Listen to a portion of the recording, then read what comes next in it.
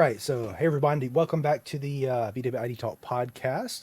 We are Wes and Jan, and we're so glad you're here. If you're passionate about Volkswagen EVs, make sure to hit that subscribe button right now. And don't forget, you can also catch us on your favorite podcast platforms like Spotify, Apple Podcasts, or Overdrive, and also on YouTube. Jan, who do we have today? So today we are talking to Tom Voelk. He is Emmy award-winning automotive journalist and contributor to the New York Times. And he is renowned for his engaging car reviews on his channel and podcast, Driven Car Reviews. Tom, it is our honor to talk to you. Well, good to be here, guys. Yeah, thanks for doing it. Thank you very much. Yeah. No, hey, man, I'm always about talking about cars. That's awesome. So before we talk about cars, which you mentioned you've driven over 90 cars, almost 100 cars last year. Yeah. So before we get to that, what inspired you to become the automotive journalist, and what drives your passion every day and every hour? I think, like a lot of automotive journalists, I grew up always loving cars. I mean, I remember being 3 or 4 years old, and there was a toy Mustang in a cereal box, and I was just all over that. And, you know, even as a little kid, looking at the grill of a Ford or a Chevy and analyzing it and going, well, this one's plastic and this one's metal, and just a geek. So cars were always my command of useless knowledge. And I worked in the TV biz, and I would always do automotive specials once a year for the NBC station that I worked for. And one day I ran into a guy who, we were talking about stuff and cars, and he said, wow, you know an awful lot. Do you know about press cars? And I was like, what? And it turns out that there are companies out there that rep all the automakers, and they will provide you an endless stream of cars. And I talked to my boss, and he said that would be a great TV segment. And at the time, I was a photographer editor. And my show host would not talent the pieces because he didn't know anything about cars. And my boss said, hey, you know, get a haircut, put on a clean shirt. You can do this. You know what that reminds me of, Tom, is the Tom Hanks movie Big, where he finds out he can get paid to play with toys. You know, he's like, I play with this stuff, and I tell them what I think. And for people who want to get into this business, you really do have to have a passion, because it's not the most lucrative business in the world. I would gather that a good half of the folks are doing it almost for nothing, just for the passion of it. And for me, I grew up in broadcasting, in news, and it's always been about getting information across to people, because there are so many sources of bad information. Or that brother-in-law that always says, well, you got to buy a Honda. And there are all sorts of people who influence. I think the automotive business has changed so much in the last 10 years that there are a lot of people who don't know what they don't know. And so I feel like my job is to inform people and let them know what's out there. I'm not out to change anybody's mind. I'm just out to inform, because there's a billion different reasons for buying the car that you want. Yeah. And I think that's part of, I mean, obviously we're EV focused here, right? We do want to change people's minds, but I think when you become an evangelist and not a, I mean, you have to understand that people have reasons, and those reasons are often, they're always valid. Yeah. Almost always valid. And, you know, but people have reasons for wanting what they want, and having more options. Being condescending is never going to win people over. Never. No. And that's across brands and across ICE versus EVs. I think this applies very universally. Yeah. So as we mentioned, Wes, go ahead. I was going to say what you're about to say. So you reviewed over 50 cars last year, but we noticed a really large percentage, probably the most I'd say you've ever done, were EVs in 2024. Right. And I guess we want to know, because we're EV focused, which EVs stood out to you, and what made them stand out? Obviously, the Hyundai Ioniq 5N. Have you guys driven that? Yeah. Not Well, yet. that's not a surprising answer because I saw your face on the video. Exactly. Yeah. But Um, it's the that paddle car is shifters. It's got the fake, the simulated manual transmission. the Ioniq 5N is just a brilliant machine. And I think what people get wrong about that car is fake shifts, fake engine sounds. The reality is that's a lot more complex than people understand. If people haven't driven the car, they don't understand that the fake shifts are actually very, very sophisticated. Like, for example, if you're in manual mode and you're in seventh or eighth gear, obviously these are virtual gears because it's a single speed transmission. It will lug the car like you've shifted into sixth gear on a manual transmission, Wow. and you're trying to do it. It's very, very realistic for being fake. And same with the engine sounds. I was able to drive this on the Laguna Seca track down in Monterey, and those audio cues and the shift points that are simulated really do give you clues and cues on how to drive the car. It's and here's the other thing that people don't get about that car. It can be set up every which way from Sunday. You can adjust Mhm. the suspension. You can adjust the torque split between the front and rear tires. There's so many different ways to set that up. Apparently, in the 5N community, people are sharing their settings because it's so complex and so overwhelming for a lot of people who don't understand that sort of stuff. What that company did to advance EVs and Yeah. make it appeal to people who want a regular ICE car Yeah. is just off the charts. Nobody else is doing something like that. I know everybody talks about Tesla being advanced and all, but Tesla is not doing anything like that. Porsche is not doing anything This like is that. next level. But it's Yeah. not about trying to trick people into thinking they're in an ICE or trying to have some No. gimmick. It's really about increasing engagement, right? It makes you feel more engaged in the car, and I'd love that they've done that. Yeah. And honestly, I think you share this opinion. Hyundai Motor Group has really just kind of knocked it out of the park. Oh, this yes. past, between the Kia EV6, the EV9, right, and now they've got the Ioniq 9 is coming out. Ioniq 9, yeah. And Yeah, they just- 320 miles of range. That's impressive. Yeah. And I've been in that car. I went to the press launch and I spent about an hour crawling around the Ioniq 9. And yeah, it's another home run. There isn't anything in the Ioniq line that hasn't been a home run. I've seen a lot more sixes around too. They took a little bit of getting used to the look of it, but they're really interesting. They look almost like a Porsche from the back end, and 400 miles of range, and their coefficient of drag is so. Sorry, I keep interrupting you, but this No.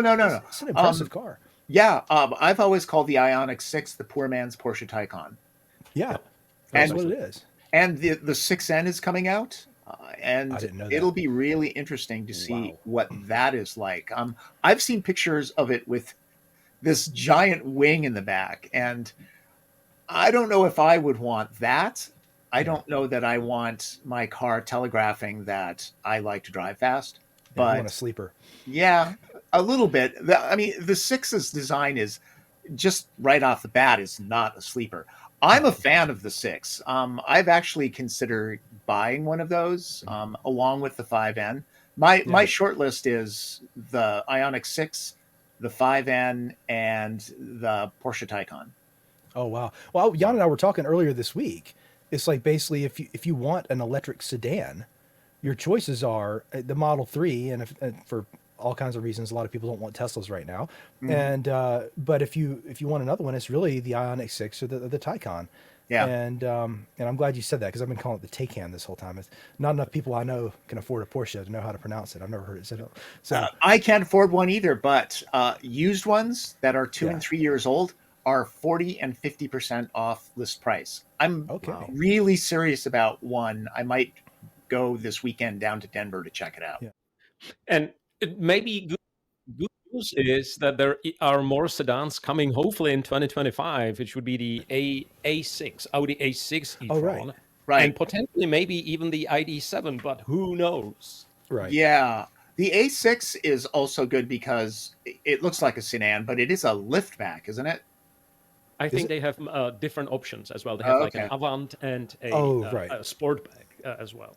Yeah. Yeah, So the and that's built on the PPE platform. That is correct. Yeah, And you drove the Q6 e-tron, Tom, right? right, and I really liked it. I me and my co-pilot, because generally on these programs they pair you up with somebody, and yeah, I'm always looking to say, okay, there's this is a glaring omission, or really wish it did this better. The reality is we struggled to find anything wrong with that car. Wow. That's I good to mean, hear. you may not like the way it looks because design is subjective, but as far as its Yeah. price and its utility, its charging speed, its range, it's a good package. I think a lot of people are going to overlook it, mostly because I think a lot of people don't know that Audi is making EVs. They have four of them, and will That's have really good. five once the A6 e-tron Yeah. comes along. Well, it's funny, Tom. We still run into people that think that only Tesla makes EVs, Yeah. and Yeah, you know, it's interesting. it's kind of disappointing, but And you know, so I think that's a great segue to the next topic that we wanted to discuss. What do you think are the opportunities for EV adoptions, and what may be the blockers, and what you're hearing when you're seeing all the comments in your reviews? As far as opportunities go, one thing that just doesn't get covered about electric vehicles is that when people think about a premium car, a luxury car, what are you thinking about? You're thinking about refinement. You're thinking about quietness. You're thinking about uh, the power off the line, and to a to a vehicle. That's what EVs are all about. yeah, That's a Even good the point. Chevy Bolt was quick. It was quiet. It was fun to drive, and also convenience. My wife hates going to the gas station. And when she saw all of the cars that I were driving that I would just simply plug in, she was all about that. She that's all it wanted a took. vehicle that she didn't have to go out to the gas station in rainy, cold Seattle in the wintertime. And, it's even worse in the Midwest. That she wanted that. So there's a convenience on top of not having to go to Jiffy Lube or the dealership to get oil changes. Chances are the brakes are going to last at least twice as long. There are loads of opportunities. Also, fueling costs generally are much less expensive. Whenever I do my reviews, I put in a graphic that there over 5 years, the EPA says, Yeah, you will save or spend X amount more or less, and yeah, EVs are always $3, $4, $5,000 less yeah. If than you're able to charge at than, home or at than work, ICE. And let's not yeah, forget that I also review internal combustion engine right. vehicles. I go back and forth, and Hmm. I feel like I can be a bit of an ambassador because let's not forget, electric vehicles don't work for everybody. Yep. Yeah, I That's a know really good people point. who live in condos and apartments, or their situation is just that they can't charge where they sleep. I like to say, Or right, where they work potentially. or where they work. Yeah, right. and let's face it, commercial charging is expensive. Yes, Yeah, 5 times at least. Yeah. Yeah, I hmm, mean, I'm seeing 50 cents a kilowatt hour, Yeah. up to yeah. 62 cents a kilowatt hour, where Wow. here in Seattle, I'm paying 11 cents. Yep. It's Yeah, prohibitively expensive. Plus, it's a hassle going to a DC fast charger that may or may not be working, right? And yeah, may or may not be available. So Yeah. that's maybe with something that contributes to the range anxiety many times is that the uncertainty about, well, will it be available and will it work? But Yes. you know that the home charger is always yeah. available because you're the Well, one using it. I've tried to talk several people into EVs recently. It's like, well, not don't replace your car, but next time you need a car, And one was my sister-in-law. Her husband got rear-ended. They needed a new one, and I was like, you really need to, for his driving, it's perfect.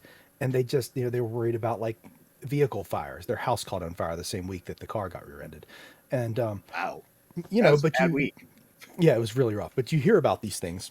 Yeah. And so, I mean, vehicle fires are not really a concern. If you don't have an early Chevy Bolt that hasn't had the battery recall done, right, Right. your EV is not going to catch on fire. But another one is a colleague that they have their carport has an old little outbuilding beside it with a dryer outlet in it that's not being used anymore. And I was like, this is you never drive more than 200 miles a day. You're going to Greensboro and back from Central North Carolina. You know, it's perfect, and they're just not ready. People are scared. They Yeah. Another colleague had left his Tesla at their house for a week while we went to Seattle, and her husband was charging it with a level 1 outlet. It's like, this thing's not charging, and you know, in 3 days it charged like 20. It's like, this is not a good example of how EVs work. And so, Right. Yeah. you And know, I get it, because the average car these days costs $48,000, and Yeah. nobody wants to make the wrong decision. yeah, And internal combustion is what people know. Hybrid, uh, people can get behind that. I understand that. Plug-in hybrid, definitely a great way to dip your toe into the EV water. Yeah. I own 2 of them, and there is some chatter about, okay, now you have 2 powertrains to maintain. But look, Toyota has been Yeah. doing that with hybrids for decades now. they know what they're doing. Yeah. They know what they're doing, and to be honest, so does General Motors. I own a Chevy Volt, the second generation. Oh, That's yeah. my wife's car, and also the unicorn Cadillac ELR, which is based on the first generation Volt's architecture. Okay. And you know, the thing is that driving a plug-in hybrid and knowing that I seldom drive more than 35 or 40 miles a day, going with a plug-in hybrid, anybody who did that would quickly realize that they could have bought a full EV, Yeah. no sweat, unless they're doing 250 to 300 miles a day. Yeah. And that's a lot of driving, and that's a real outlier. Yeah. Well, most people that would work great for, but honestly, with your use case, your engine's probably only turning on to get the oil moving through it, right? It's not even, you're not even using it most of the time. Typically, yeah. I know my wife drives her car a lot more because I'm always driving somebody else's car. But she Yeah. buys typically 2 tanks of gas a year. Wow. Wow. And that's That's great. because, you know, we're taking longer trips. Yeah. And then mine, I drive it so little that I put like 3rd tanks of gas in it, because typically the longest drive I do is to SeaTac Airport and then back. And I go like maybe 2 or 3 30 miles. of gas. Oh, you mean, so you only fill up a third of the tank at a time? That's Right. Yeah, because that's great. Yeah, because the engine will kick on to burn the old gas. It is Yeah. smart enough to know that.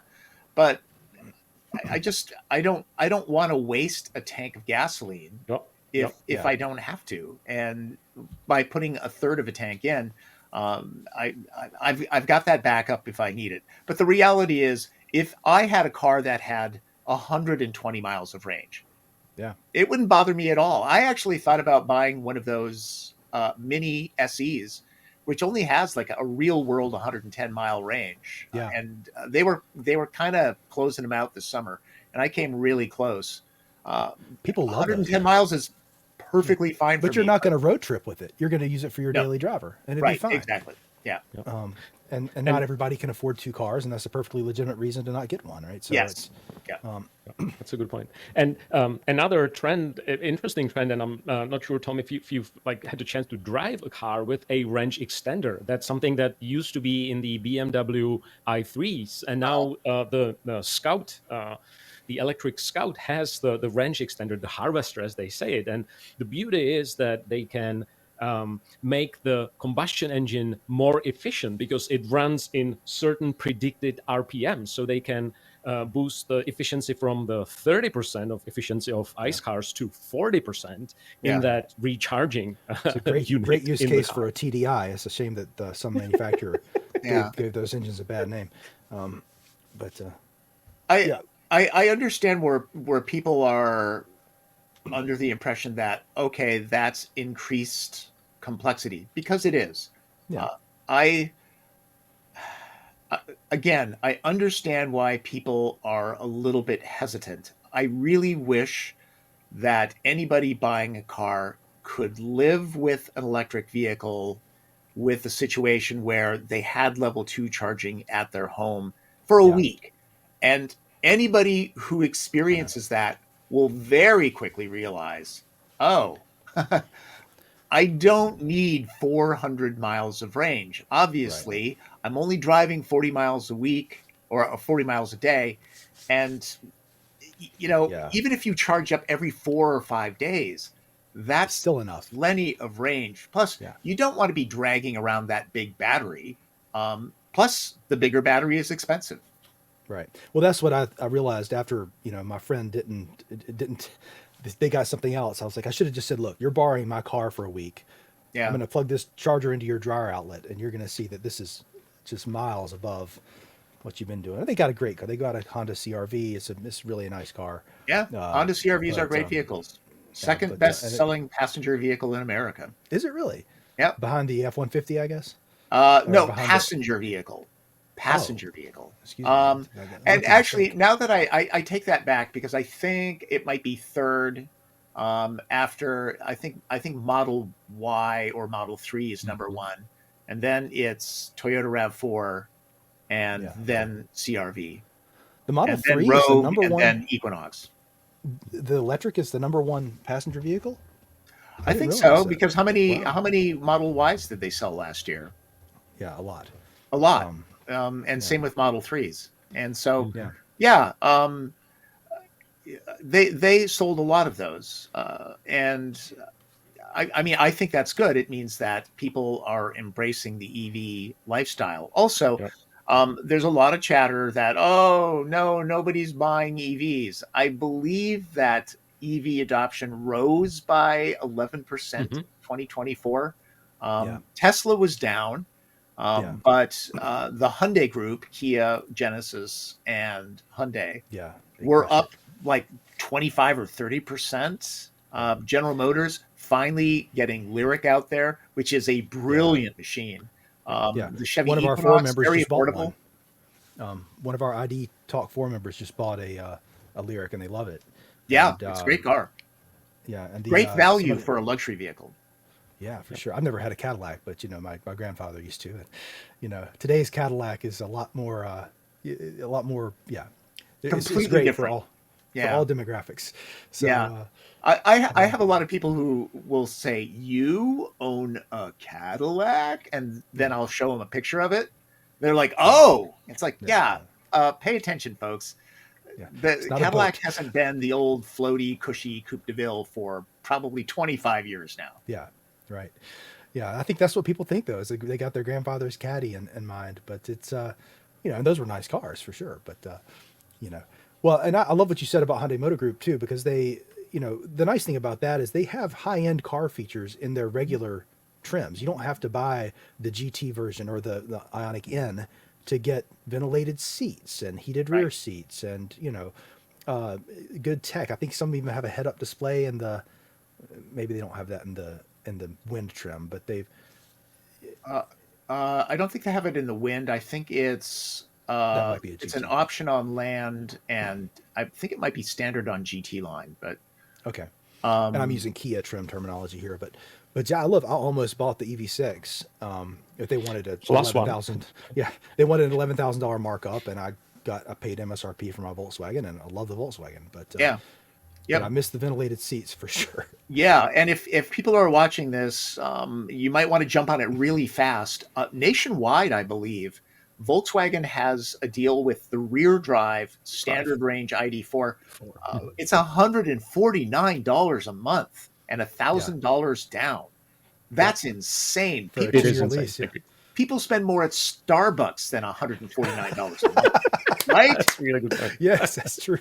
Yeah. I mean, at least they do in Seattle, where Starbucks is from. But the birthplace of Starbucks. I mean, I told my wife, "Look, you've wanted to go full EV. Look at this," and she's got too much on her plate, and she didn't want to deal with it. But no, I get it.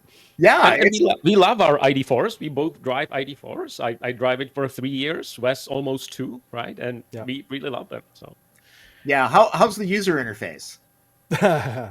Well, You're being serious? there are some reasons why we are working. So these are, for example, buttons from the Skoda Enyaq that we are playing with. So there are a lot of opportunity for customization and make it personal. But with all honesty, I feel like on the newest model year, they have addressed a lot of The 24, customer yeah. feedback. But we've been able to do some things to improve it. I mean, using the factory tool to turn off the profiles, every time you get in, it's like, welcome, Wes G, and I have to press OK. Just to, it's not a big deal, but it's kind of irritating, that every time you get in your car, you got to press something before you... The good news, I was surprised VW and Skoda in this case listens. They have launched a Skoda Enyaq refresh version. That is the car on the same MEB platform. Unfortunately, not available in the US. I would just buy it right away, but I can't. But they got rid of the need to press the OK button. So great news that they're listening. We only wish that the innovation and this feedback would be flowing a little bit faster. Right. And But I feel like this is a great segue. What makes the character of the car from your perspective, right? Because there's a lot from design to aerodynamics, the powertrain, the suspension, all the way to multimedia. In those manufacturers, they have different disciplines who actually work together to make the car a good car. And so what do you think makes the character of the car for you or for typical users? That's the black art, isn't it? Yes, it is. It really, truly is. For starters, the cars that really impress me are the ones that are desirable and affordable. Something like a Honda CR-V or an Accord. The Chevy Bolt was very much that way because it's really easy to make a luxury vehicle, throw every feature and technology at it with really nice materials, and then charge a whole boatload of money for it. But to make a car that's $35,000 to $40,000 that you're proud to own is truly hard. It really, really is. And if you talk to the automakers, there is kind of this little saying that is developing a car is a series of compromises. Yes, it is. Yeah. Because it's like the Bob Seger song, what to leave in, what to leave out. What to leave out. Against the wind. And which increases your coefficient of drag going against the wind. Right. Yeah. The automobile is by far, without question, the most complex consumer product on the planet. It works in extreme temperatures, hot and cold. If it didn't, it risks, maybe killing the people who depend on it in certain situations. Tires alone are amazing. They hit impacts at 40, 50 miles an hour and shrug it off most of the time. And your internal combustion engine is literally hundreds of thousands of controlled explosions and managed heat and friction. It's amazing the things even go 10,000 miles before giving up the ghost. Yeah. They're truly amazing. But to your question, the thing that I look for is whether or not a vehicle accomplishes the goal of being what it's intended to be. Because I'm obviously going to be judging a Mazda Miata completely differently than a Kia EV9. Yeah. It's for the Miata, does it give you that visceral sense of driving, control, experiencing the elements? And Miatas are terrific for that. And I really, really wish that Mazda would come out with an EV version of that car. But the Car Talk guys used to love to recommend Mazda Miatas to people. Oh, they're great. Yeah. For, I have one. It's like they're brilliant. It's like if you think you want an MG, you don't. Get a Miata, Exactly. Yeah. I bought mine. It was one of the first ones in Seattle, and I still have it. And cool. It's been a great car. I'm putting way too much money into it these days. My wife's sort of looking at me sideways, but it's my baby. But I'm looking for value. I'm looking for innovation, true innovation, not gimmicky innovation, but innovation that makes the owner go, wow, I can use this, or wow, that really makes the cabin look good, or wow, that is something that I would have never thought, but I'm going to use that feature all the time. Kind of like what you got with the Ioniq N, right? With the Exactly. Yeah. Or the other eGMP platform vehicles, which is what's underneath the Kia and the Hyundai and the Genesis machines. It's you're looking at every vehicle in a very specific way. In that is, again, does it accomplish its mission? If it's a luxury car, is it quiet? Is it comfortable? Is it surrounding you with the opulence that you want? Does it create a vibe or an atmosphere? And driving dynamics are a completely different thing. There are some cars that manage that sporty, controlled dynamic and yet don't punish you. There are luxury cars that manage to be very isolated and extremely comfortable without being sloppy and floaty. And those are the things that I'm always looking at. You just have to look at it as an entire package. And what was this particular car's intended purpose? Exactly. Right. Not. Yeah. Okay. Yeah. I love that answer. And my reviews, I do get a little bit of pushback from some people saying, you're always too nice. But here's the thing. I'm not being nice. I'm being clinical. Because I feel like it would be much, much easier to get clicks and views to put up a graphic on my thumbnail saying, here's why the Ioniq 5N sucks. Right? But the reality is I'm going in clinically and saying, here's what I like about this vehicle, which is all of the technology that allows you to tune it any which way you want to for whatever particular task you're doing that day. But I am also not so crazy about the interior because it is a little bit more utilitarian than the regular Ioniq 5. And it seems like they took money out of that to put it into performance. Makes sense, right? Makes sense because you talked about the complete package. And so if you want to improve the drivetrain or maybe add some sound insulation, the money has to come from somewhere. So if they have limited budget, they have to reinvest between those individual components, which totally makes sense. Yeah. Again, a series of compromises. Yeah. And back to your point, is it really clicking with the target demographics, right? And so by you going into the review, as you say, clinically, you are very objective because you're not putting on your own personal lens, but you have an objective view that will resonate with the target audience. I also review cars considering what the target audience is. If I'm reviewing a regular Ioniq 5, I will say this is a great package. It's useful. It's got good technology. For me, the ride quality on the standard Ioniq 5 is a little too soft. There's too much body roll when I get into corners. And I've had people say, hey, you're not criticizing the handling. And it's like, no, I'm not, because this isn't a Volkswagen GTI. It's not a 5N. It's an Ioniq 5. I'm pointing out that the ride quality is on the soft side and maybe a little bit floaty, and that enthusiasts aren't going to care for it because not every car has to be reviewed by an enthusiast. Enthusiasts make up like 5% of the automotive business, but they are by far the loudest voice. The loudest, Well, but in some ways, I don't know if you remember Malcolm Gladwell's book, The Tipping Point.